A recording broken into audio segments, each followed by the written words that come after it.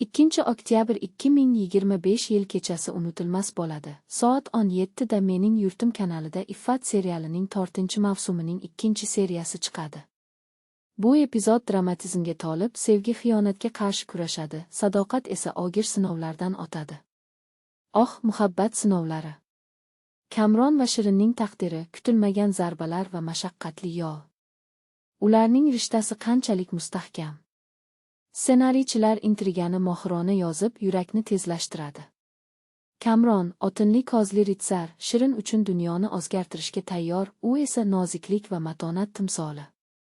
Suhbatlar she'riyatdek, o'zbek manzaralaridagi suratga olishlar esa go'yo Toshkent afsonalar pichirlayotgandek jozibali. Kutilmagan burilishlar, qarindoshlar hiylasi, o'tmish sirlari va sevgi galabalari.